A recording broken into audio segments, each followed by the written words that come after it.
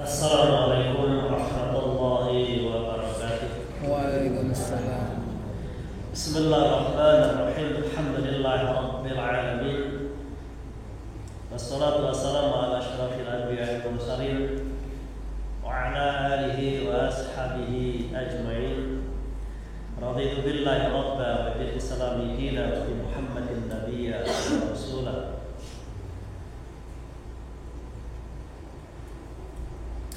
Bapak Ibu jamaah masjid Al-Muttaqin yang dirahmati Allah Subhanahu wa taala. Alhamdulillah malam ini kita masih dipertemukan lagi untuk bersama-sama belajar tentang ilmu Allah yang pada kesempatan ini kita mempelajari tentang ruqyah, ya, itu ikatan sihir, bukul, setan, dan cara melepasnya. Pada bulan yang lalu, minggu yang pertama, sudah saya sampaikan ciri-ciri orang yang terkena ikatan sihir atau pukul-pukul setan. Sudah 5 poin ya, sudah 5 poin. Saya lanjutkan kepada yang ke-6 dan berikutnya. Ini semuanya dalam materi ini ada 40 pukul atau 40 tali sihir yang ada dalam diri kita. Kemarin saya sampaikan dalam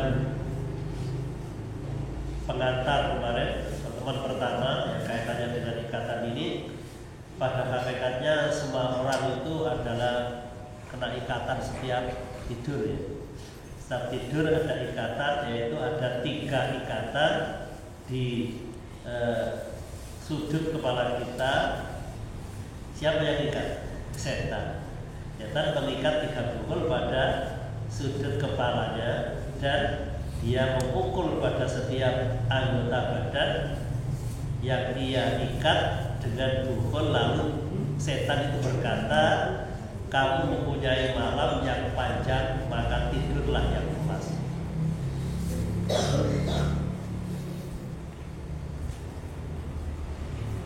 Kemudian apabila dia bangun tidur lalu berpikir pada Allah, doa bangun tidur artinya selalu, maka 1 pukul akan lepas. Kemudian berwudu, maka 1 akan lepas. Dan ketika melakukan sholat sunnah 2 rakaat, 1 pukul lagi akan lepas. Hingga pagi hari dia akan menjadi orang yang sangat giat, mempunyai jiwa yang sangat baik, yaitu stabil. Kalau dia tidak melakukan hal demikian, maka jiwanya akan menjadi buruk dan pemalas. Jadi istilahnya kemarin sudah saya sampaikan ini. Jadi saya ulang sedikit sebelum saya lanjutkan supaya materi ini nanti nyambung.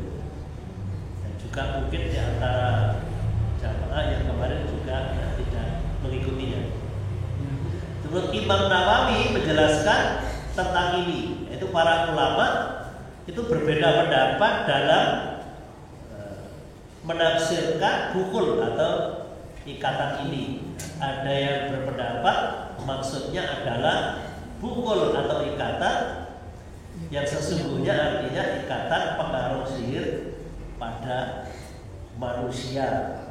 Maksudnya ini ya, memukulkan pada adalah dia memukul pada pukul-pukul itu dengan tangan setan sebagai penguat atau penopang baginya sambil mengatakan perkataan tersebut. Kalau menurut Imam Nawawi menjelaskan bahwa lahirnya hadis ini menerangkan bahwa orang yang belum mampu melakukan 3 hal, yaitu zikir, wudu, dan salat, maka tergolong jiwanya menjadi jiwa pemalas dan buruk. Artinya apabila lagi tidur itu ya, lagi tidur, bangun tidur dia tidak melakukan 3 hal ini, maka tergolong jiwanya jiwa pemalas dan jiwa buruk.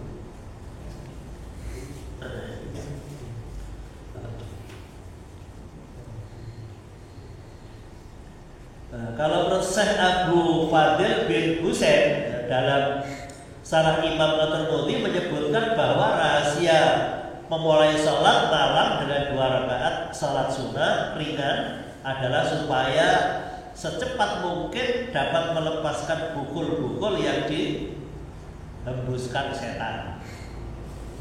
Nah, tujuan setan melakukan ini apa?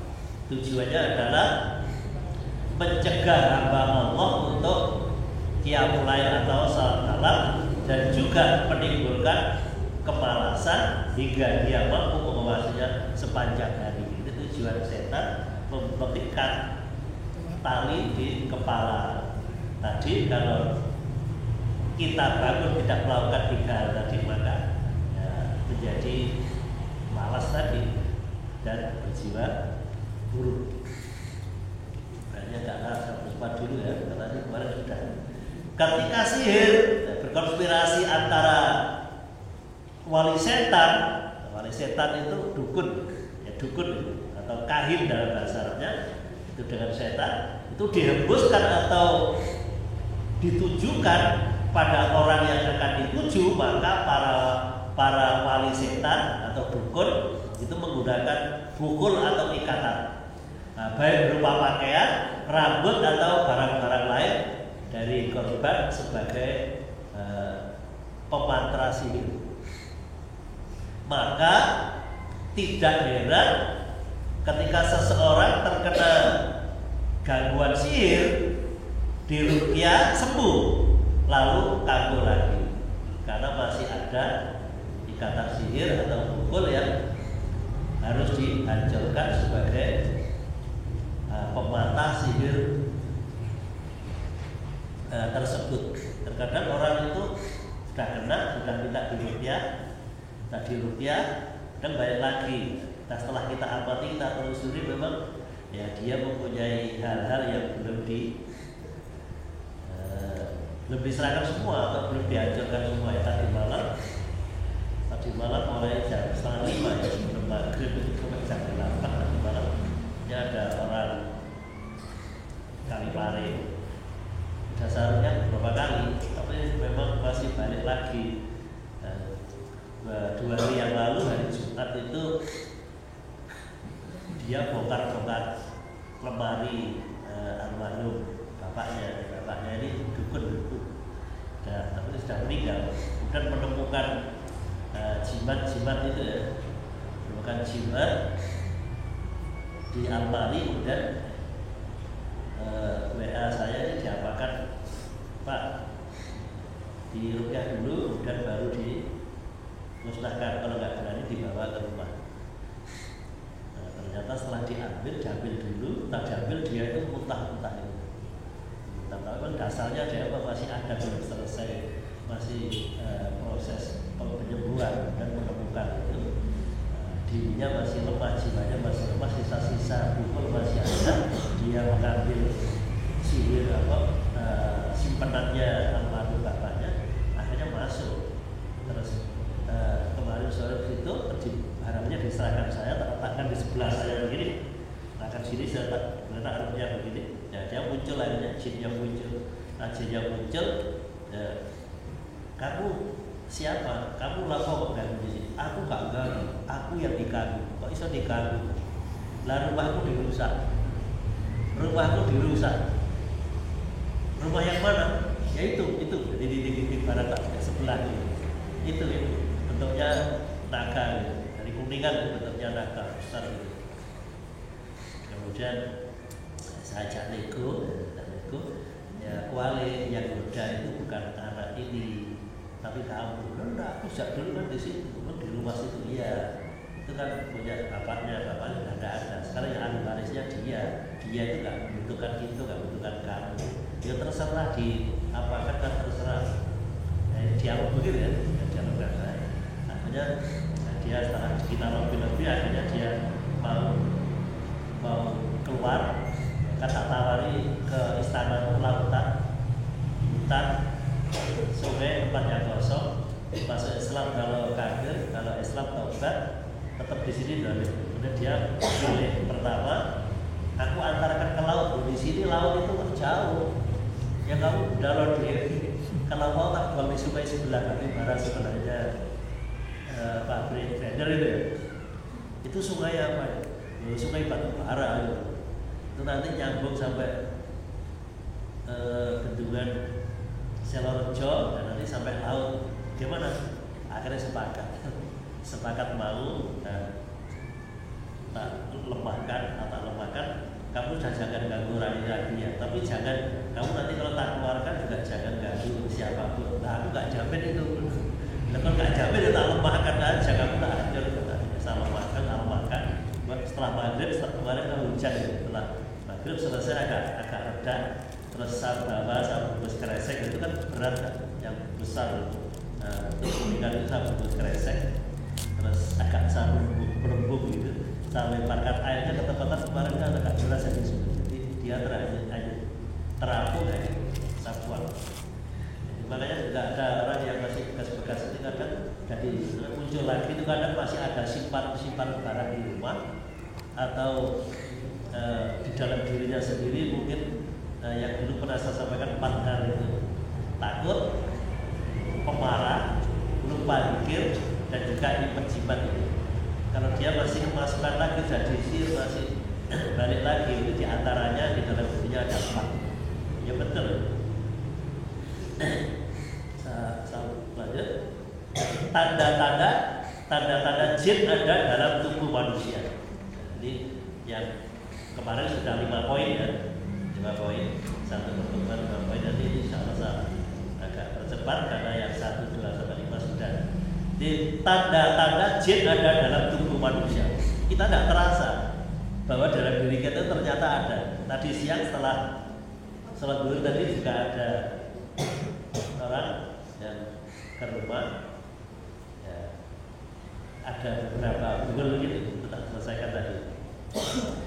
Jadi tandanya atau cirinya orang itu di dalam dirinya ada bukul atau ada tali-tali sihir. Yang pertama sakit kepala selepas waktu asar ke atas.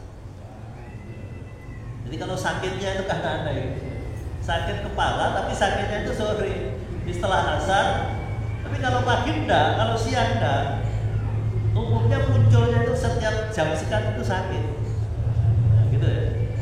Itu tanda yang pertama.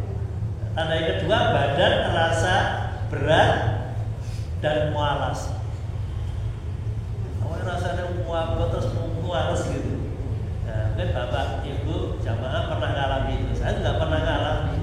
Walaupun saya juga sudah menjaga diri itu masih juga terkadang mengalami dan kena begini ya, badan terasa berat dan malas untuk melakukan aktivitas, itu malas, terutama malas untuk melakukan ibadah, termasuk baca Quran itu mau malasnya habet gitu.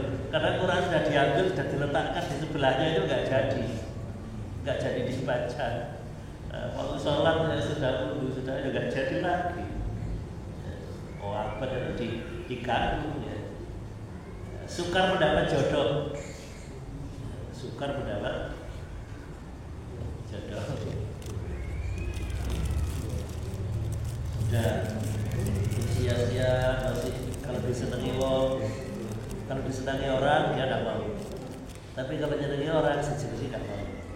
Terkadang sudah sama-sama senang 1 bulan berjalan 2 bulan tahu-tahu bisa, tapi tidak ada sebab. Nah, kalau ada sebab tukaran atau apa mungkin bisa ya. Tidak ada sebab, tahu-tahu putus. Nah, itu dulu yang pernah kemarin saya sampaikan itu ada tetangga yang begitu ya, perempuan usia 24 atau 26. Ya begitu terus akhirnya dia tanya-tanya ke orang-orang. Terus akhirnya mencari rumah saya, ke rumah tanya. Katanya orang-orang di dalam diri saya itu ada sesuatu Pak. Nah, apa tandanya? Tandanya seperti tadi. Bisa senang orang tidak mau. Tapi kalau menurut saya tidak mau. sepakat, tahu-tahu saya ditinggal.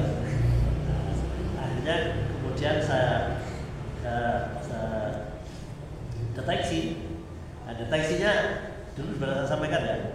Cara deteksi untuk diri jangan sendiri atau orang lain ya secara garis, secara singkat pokoknya itu gini.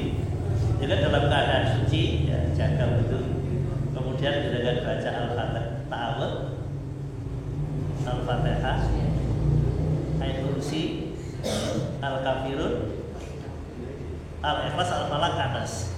Jangan sungguh-sungguh, jangan ulang-ulang sampai 3 kali. Nanti insya Allah muncul.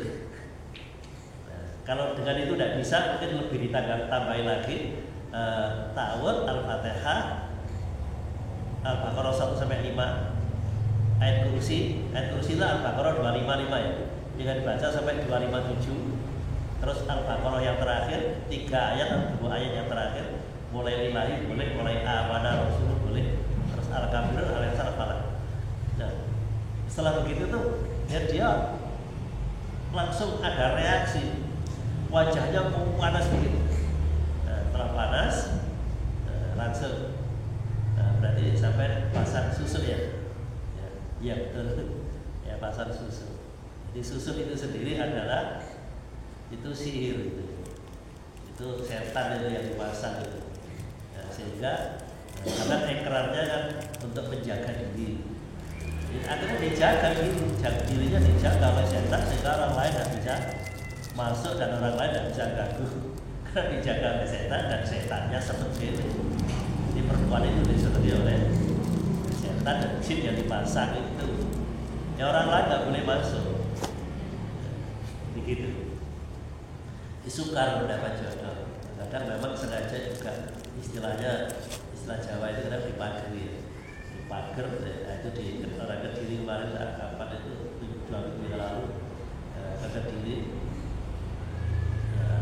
Ya begitu kaitannya dengan demikian. Kemudian yang berikutnya yang keempat adalah badan sakit tidak kunjung sembuh. Loro-loron tapi dilihat di secara medis itu tidak ada. Secara medis tidak ada. Tapi sakit-sakit. Beberapa hari yang lalu kemarin itu ada orang yang gitu 3 bulan sudah sakit itu. 3 bulan masih ponakan dari misanan istri. Ya begitu sakit dilihat di dokter juga nggak ada, di ronsen juga nggak ada, kosong. Sakit-sakitan, loro-loro. Yang terakhir di ronsen di RS itu kelihatan seperti di sini itu seperti ada kayu malam ini ya, kelihatan dilihat. Sakit-sakitan tapi sakitnya bukan sakit medis tapi non medis. Nah, yang kemarin sudah saya sampaikan juga yang orang Saudajar itu yang sudah diponis sama dokter itu pium stadium 4. Alhamdulillah enggak sembuh. Lama gara-gara orang tafsir itu lama itu sampai berapa tahun itu. Ya akhirnya alhamdulillah setelah kita deteksi akhirnya muncul. Setelah muncul kita rutinkan dan istiqomah, dan saya ajari doa-doa untuk dibaca dengan istiqomah. Insyaallah berangsur-angsur biidznillah di atas izin Allah itu sembuh. Jadi yang bukan saya membantu membacakan doa, tapi yang penting dia saja. Makanya kalau ada orang konsultasi itu tidak langsung tangan, itu langsung saya ajari dulu 1 jam 2 jam itu baru saya ajak doa. Jadi saya beri ilmunya dulu ya, saya beri ilmu secara supaya bisa nyaman itu kadang 1 jam 2 jam. Tapi kalau datang dah kondisi kesurupan atau kumat ya langsung kita tangani, begitu saya sadar nanti baru kita beri ilmunya sehingga bisa menjaga diri sehingga tidak ketergantungan Kemudian juga yang kelima, sakit ketika ziarah orang meninggal. Jadi kalau takziah itu sakit, tapi kalau nggak takziah sakit, jadi kan aneh kan gitu. Yang nggak masuk akal kan. Begitu takziah itu sakitnya pulang ya sembuh. Tapi kalau nggak takziah di rumah ya saya juga nggak apa-apa. Nah artinya kita tuh nggak boleh takziah. Kita nggak boleh takziah. Seperti kadang juga ada orang kalau baca Quran itu pusing. Tapi kalau nggak baca Quran dia happy saja. Seperti itu ada juga. Nah ini ciri-cirinya begitu. Terus yang keenam itu suka tidur. Tidur itu sulit. Tidur sulit. Orang kalau sudah nggak bisa tidur itu akhirnya kan jadi sakit juga ya, dan juga kambuhan, emosian, orang sakit. Nah, kalau terjadi begitu maka ambil air wudhu, sholat, terus digunakan untuk zikir. Bisa baca Quran, bisa istighfar, zikir apa aja, tapi atau juga bisa kalau nggak bisa tidur itu jadikan begini, itu tangan jadikan dengan ginikan ya, terus jadikan itu diginikan, itu jadi diginikan tangan itu, jadikan sambil istighfar atau zikir atau baca ayat-ayat kursi atau ayat Al-Quran, ayat ruqyah itu sambil diginikan, sambil zikir itu diantaranya untuk sukar tidur itu gitu. Tapi yang penting ya zikirnya itu, zikirnya yang banyak. Pertama digunakan baca Quran. Karena baca Quran itu nanti kan langsung kantuk ya. Kalau nggak baca Quran biasa, begitu baca Quran langsung kantuk, Quran kadang jatuh. Coba dipraktekkan. Atau digunakan baca buku, ya, buku-buku yang baik, buku yang berkualitas. Itu insya Allah juga bisa cara tangani begitu, cara tangani cepat itu. Jadi nanti juga perlu untuk di rupiah khusus ya. Tapi cara mengatasi lebih cepatnya begitu dulu. Terus ada tanda yang ketujuh, sakit pinggang tanpa sebab. Sakit pinggang kayak ini tanpa sebab. Nah, kalau tak benturan apa, sering sakit di sini. Sering sakit. Nah, kalau sakit pinggang itu diantaranya biasanya dengan pengalaman itu biasanya jangan kena sihir, tapi sihirnya itu lewat makanan atau minuman, atau jangan mungkin sengaja ada orang yang niat nggak baik dengan jenengan itu dimasukkan ke minuman atau lewat makanan, terus jangan makan atau minum masuk, itu biasanya sakitnya di punggung sini, di tulang ekor itu biasanya lewat makanan atau minuman masuknya ke dalam diri jenengan. Kemungkinan satu itu, dan kemungkinan dua, jenengan itu kalau makan atau dahar atau minum tunjuk itu tidak baca Bismillah. Bismillah sehingga air yang jenengan minum itu ya dia masuk lewat situ karena nggak Bismillah, atau mungkin pakai tangan kiri, atau juga mungkin sambil berdiri. Nah, sambil berdiri itu dia bisa masuk lewat situ sehingga dia sembunyinya biasanya di tulang ekor sini. Kalau saya kadang sambil pukul sambil doa gitu. Nah, ya karena saya sudah terbiasa gitu. Ya langsung muncul sambil ngomong. Ini siapa? Kamu siapa? Kamu sembunyi di sini siapa? Ya, tadi malam saya juga. Akhirnya ya muncul. Nah, begitu sudah mau pamit mau pulang itu ternyata kakinya sakit, udah di sini sampai begini. Nah ini siapa yang di sini? Akhirnya muncul juga. Aku diikat di sini. Siapa yang ikat? Tapi kalau pertanyaan itu kalau dia jawab itu juga jangan mudah dipercaya, karena setan itu, jin itu pembohong ya. Jadi 100 kali omongannya yang benar satu. Jadi banyak bohongnya. Jadi kita tanya-tanya yang siapa yang kirim itu nggak usah. Kadang biasanya orang, Pak saya digawe sopo, nggak usah tanya siapa yang buat. Itu jinnya tadi keluar lari kemana, nggak usah diurus, yang penting sembuh. Nggak usah ditanya kemana, gitu ya. Itu yang punggung ya, yang sakit punggung itu. Dan sakit dada bila waktu asar ke atas. Dada itu biasanya kadang kiri, kadang kanan ya. kadang pindah-pindah begitu ya. Ya, itu indikasinya itu adalah gangguan sakit dada bila waktu asar ke atas. Jadi ada waktu-waktu tertentu. Nah, kesembilan, mimpi melihat binatang berbisa atau ular dan sebagainya. Makanya kalau ada orang konsultasi itu, saya deteksinya kadang juga tanya begitu, Bapak, Ibu kalau tidur pernah mimpi atau sering mimpi? Ya Pak, mimpi apa? Ya mimpi saya itu dikejar-kejar ular atau melihat ular. Nah, kalau ada cerita dari orang tua kita, katanya kalau mimpi digigit ular itu kan dapat jodoh, katanya gitu. Nah itu hadisnya palsu itu, bukan lemah, hadisnya palsu. Pernah dengar ceritanya itu Pak?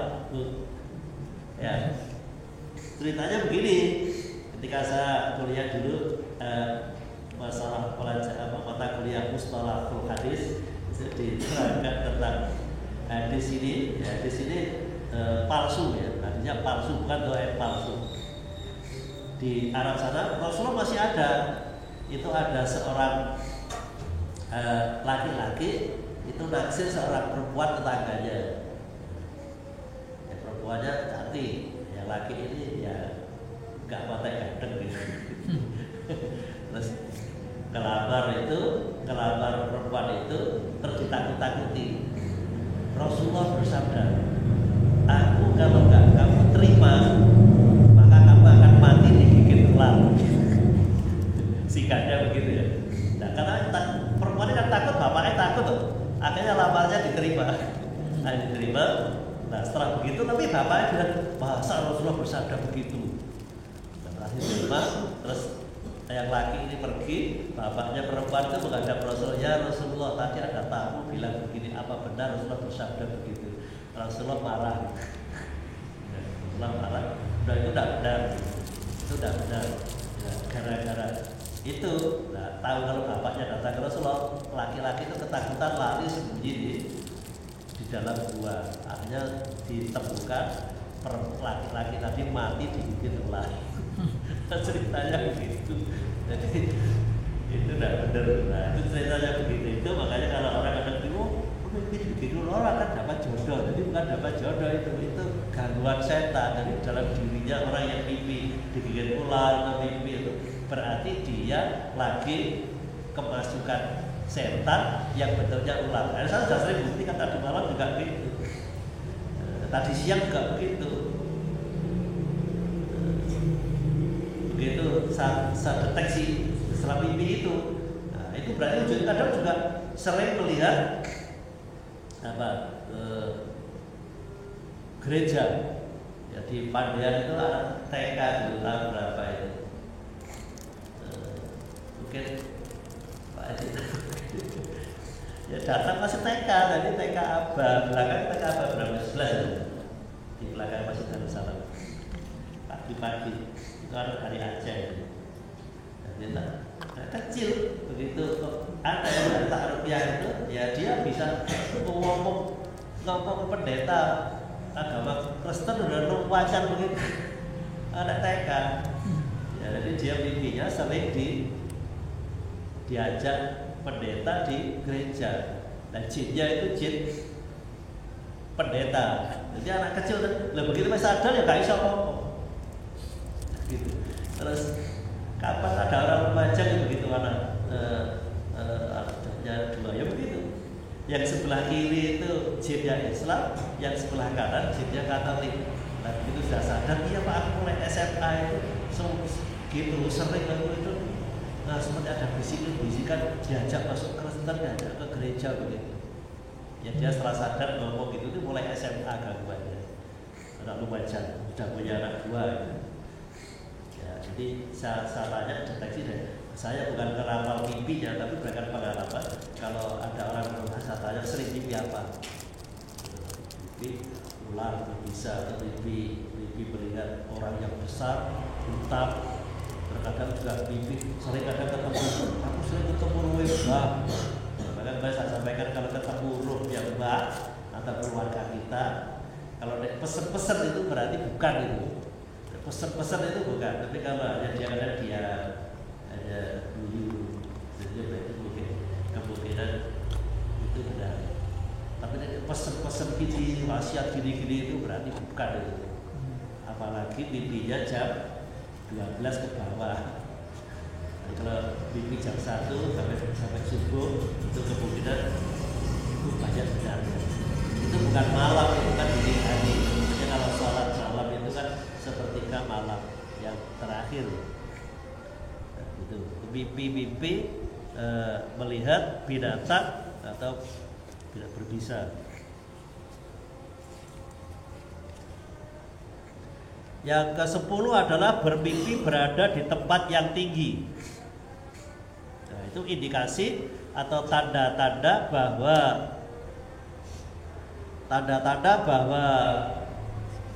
kita di dalam diri kita itu ada bukur atau lagi ada gangguan.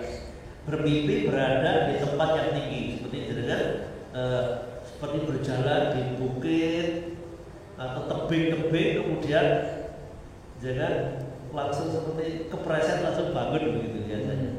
Atau di tempat-tempat yang kotor gitu ya, tempat-tempat yang kotor itu berarti jenengan lagi ada bukul atau ada setan yang lagi masuk ke dalam diri jenengan. Nah, deteksinya begitu untuk mengatakan ini bermimpi berada di tempat yang tinggi. Nah, kan jenengan saya rasa saya juga pernah juga gitu. Sekarang baru-baru ini juga gitu. Kalau saya biasa, kalau setelah nangani gitu malam saya diserang. Gitu. Terkadang orangnya belum datang, saya sudah diganggu dulu. Ya, sudah terbiasa, saya sudah biasa. Maka saya kalau tidur sering di luar, artinya di ruang sendiri kan, di kamar. Sering bertengkar, itu sudah dari biasa, sudah terbiasa. Kemudian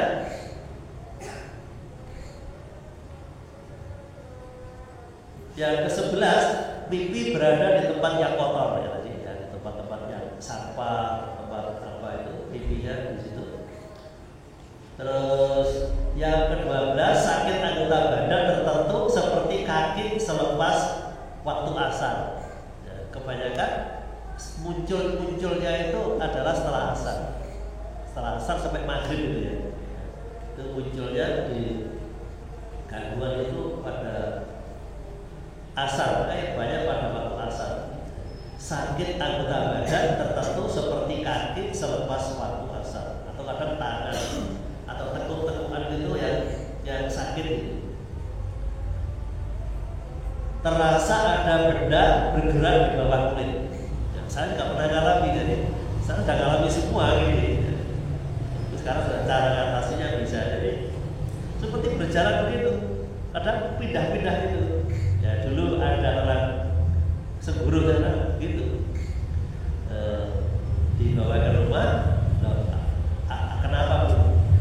Kalau Pak sakit itu di perut sini, pindah ke sini, terpindah di sini, pindah gitu sakitnya. Karena di rupiah itu kadang juga gitu, karena saya pernah rupiah kejar di kaki itu sakit, begitu kita dia pegang, loh akhirnya pindah di telinga saya pegang ini sampai pindah di dada terus gitu, saya kejar terus. Ya seperti ini kita ada, insyaallah, tapi alhamdulillah, bismillah bisa kita atasi. Ya Pak, nangani itu harus sabar ya. Sabar kadang tidak sekali bertemu, kadang tidak pertemuan, kadang tidak berputar. Kadang-kadang baca Al-Fatihah belum selesai ya sudah sembuh. Jadi kalau tidak pernah mengalami ini, itu berarti ada juga kena pukul. Terus nomor 13, terasa ada benda bergerak di bawah kulit. Bayi kerap menangis. Tadi pagi ya kan, simpang sulfat baru 3 bulan, 4 bulan. Mak nangis saya. Nah, kemungkinan kalau nangis bayi, kalau istilah kita namanya apa? Sawadet ya. Iya, bayi sawadet. Nangis. kemungkinan nangis itu, kemungkinan nangisnya itu. Ya, kalau bayi itu ganggunya itu biasanya kan mata ya. Kadang melihat begitu, bayi itu melihat menangis. Nah, kalau cara nanganinya itu dengan tutup matanya atau telapak tangan dia dekatkan ke matanya. Nah, dengan baca ta'awudz, ayat kursi, al-kafirun, ayat al-falaq, ya Allah aku baca semuanya dari rahmat. Lepaskan gangguan itu. Kalau dengan demikian masih tidak bisa, kemungkinan jinnya itu ada di ibunya. Ya, kemudian ada ibunya. Kapan itu ada orang titan itu, ibunya ini pengacara. Nah, anaknya ya sering begitu. Kemudian tasarrufnya anaknya itu, Pak, saya mau lewat gini-gini lah. Tasarrufnya ternyata di dalam diri ibunya itu ada jinnya. Sehingga anak itu melihat ibunya itu ketakutan karena di dalam ibunya itu ada jin. Ya, ternyata jinnya di ibunya itu ya memang ibunya sengaja memasang dirinya dengan itu karena dia punya profesi pengacara itu tadi, supaya istilahnya pager tadi katanya, pager supaya berwibawa. Walaupun datang itu misalnya saya rukyah satu juga kejadian gitu. Ya siapapun yang ada kalau mendengar rukyah itu walaupun dia tidak lihat rukyah, maka kalau ada dia kadang muncul dulu kan. Yang jenengan saya hadami tadi belum reaksi, orang lain yang mendengar tadi yang ikut di rukyah tadi itu biasanya muncul dulu dan reaksi dulu dan berteriak-teriak dulu. Oh ibunya itu pemanasan itu. Ya, pernah juga dulu menangani anak SMP 50 anak Korea yang kesurupan begitu, kemudian sama ibunya dibawa ke rumah, tetangganya penasaran ikut mengantarkan, saya ingin tahu yang gimana. Ya, saya punya anak itu bereaksi, itu tetangganya yang ikut tadi penasaran yang mewarasan sendiri, dan saya tanya itu di tas ibu ada apa ini, dan ternyata tasnya ibu yang datang tadi itu ada bungkusan itu ya. Nah, di situ maka reaksi. Kita dari bayi kalau nangis kalau sama itu caranya begitu ya. Tutup itu tepatnya itu di kelopak mata. Jadi misalnya gede-gede di sana itu jinnya bukan di sana itu di kelopak mata. Jadi tutup matanya sehingga tapel gitu. Jadi kan kemungkinan nanti di ibunya atau di orang yang dekat itu. Kalau di ibunya berarti ibunya yang ibunya. Nah, ibunya karena itu kemungkinan itu ibunya itu kosong dimasuki dan kemungkinan ibunya itu membawa jimat itu atau kemungkinan juga ibunya sengaja mengisi dirinya dengan jin. Kemungkinannya begitu ya. Nanti muncul nanti. Kalau jadi, nah itu kadang muncul langsung bisa diajak dialog. Kalau dia sedang mau muncul diajak dialog itu berarti alamat itu cepat selesai. Tapi kalau yang sulit itu yang dia nggak mau ngomong, dia diam, itu justru sulit karena dia merasa usianya bukan puluhan tahun, itu ratusan ribu tahun. Yang tadi malam itu juga gitu kalau sombongnya ngajak perang. Kamu itu siapa? Usiamu itu ratusan ribu tahun. Ketepaan kalau usiamu ratusan ribu tahun. Itu ketepaan gimana? Berarti kamu masih ingat perjanjian kakek nenek moyangmu dengan Nabi Sulaiman. Apa perjanjiannya? Nah, kan sudah berjanji kepada Nabi Sulaiman kan tidak akan mengganggu anak cucu Adam lagi. Nah, dia maksudnya. Kamu itu siapa kok tahu semua? Dan di dalam Al-Quran dalam hadis itu ada yang menerangkan begitu. Apa itu Quran? Itu kitab umat Islam. Ada kafir nggak beragama kan nggak tahu. Jadi dialog begitu artinya dia menyerah juga. Jadi caranya begitu. Kadang juga rahasianya saya buka. Kamu itu kan pembohong. Kau tahu dalam Quran diterangkan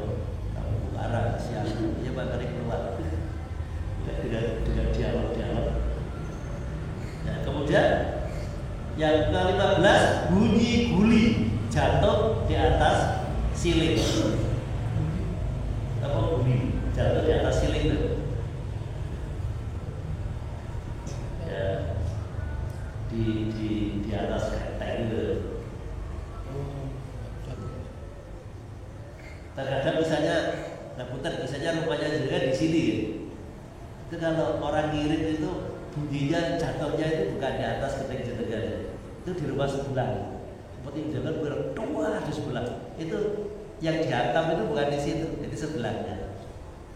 Biasanya begitu ya. Nah, kalau di desa itu tuh pilihan orang. Kalau malam kan kelihatan yang celorot gitu ya. Apa itu namanya? Kalau pulungnya kan yang mau dituju yang jadi. Kalau yang santetnya itu kan kadang seperti lampu gitu ya. Nah, seperti gitu. Kalau yang pulung itu biasanya kan menuju yang jadi itu. Yang jadi itu ke situ. Nah, ini lemparan itu pakai ilmu itu. Yang dulu pernah saya sampaikan cara membuatnya itu kan kadang pakai pena gitu ya. Pulpen itu dibuka, terus di mantra, ditiup, terus ditutup lagi. Tapi kalau membuat dia bukan pakai pakaian rangkep gini, namun dia tidak pakai pakaian telanjang bulat. Terus Al-Quran itu dipakai alas kaki kirinya itu Al-Quran, kadang diduduki, dia sila di atas Al-Quran itu. Nah, terus sambil baca mantra, terus ini ditiup, nah, kemudian ini terbang. Nah, lama kemudian dilihat, kalau dibuka ada darahnya berarti kena, tapi kalau dibuka nggak ada darahnya berarti tidak kena. Kalau nggak kena dia bingung, nggak akan bisa masuk kepada orang yang membuat. Ya, tadi kalau di desa kan nggak pernah lihat ya telurut itu. Kalau yang pulung itu hijau yang jadi itu biasanya di situ. Dari lampu, dari telurut itu Pak. Ada loh. Bunyi jatuh di atas sini. Dan juga suami istri kerap bertengkar walau perkara kecil. Jangan alami. Suami istri kerap bertengkar walau perkara kecil. Terus pono terus tukar karo bapake, terus saya karo anake. Terus lah di antaranya itu jangan langsung beri mengatasinya di antaranya jenengan pikirnya itu Quran surat Al-Baqarah 102 dan 103. Ya. Apa yang tadi apa? Ada gambar itu. 102, 103. Jangan baca zikir itu, zikirnya Quran surat Al-Baqarah 102, 103. Itu kalau di rumah sering terjadi pertengkaran. Jadi zikirnya itu, insya Allah bi'idillah akan teratasi zikirnya itu. Ini memang sengaja. Itu intinya perceraian. Pertengkaran tadi kan intinya untuk perceraian. Dengan zikir Al-Quran itu insya Allah akan teratasi. Pikirnya ya, jadi kalau kita masih belum mampu ya kita bacakan ayat-ayatnya. Nanti kapan nanti kita bawakan, kok kita praktekkan tentang bacaan ayat-ayat Quran. Ini kan masih teori gitu. Di ayat Al-Quran baca. Setelah ini 40, jadi ada 40 setelah selesai nanti kita praktek tentang bacaan ayat-ayat Quran. Kemudian yang ke-17, saya berlebihan terhadap orang yang baru kita kenal. Baru kenal langsung kita tergila-gila. Pandangan pertama langsung tak melupakan. Pandangan pertama tak melupakan. Langsung melihat itu langsung seperti ada sinyal atau ada sinyal yang keras gitu ya. Dan terus nggak bisa terlupakan. Wajahnya pun tidak bisa terlupakan. Nah itu ada ya. Itu mungkin pakai dia menggunakan air. Jadi dia membaca, melihat jenengan, kemudian dia sambil baca seperti kena hipnotis itu, langsung lupa kan ya. Yang lupa dan wajahnya nggak bisa tahu yang minta, ya jangan diberikan gitu. Nah, ini kan berlebihan, nggak wajar gitu, nggak wajar gitu. Itu saya berlebihan terhadap orang yang baru dikenal.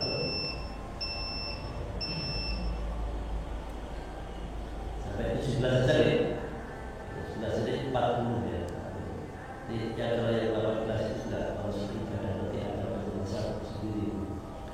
Ya sampai 17 dulu saya berlebihan terhadap orang yang baru dikenal. Atau mungkin ada yang bertanya sampai 17 ada pertanyaan mungkin atau pernah ngalami gitu kan.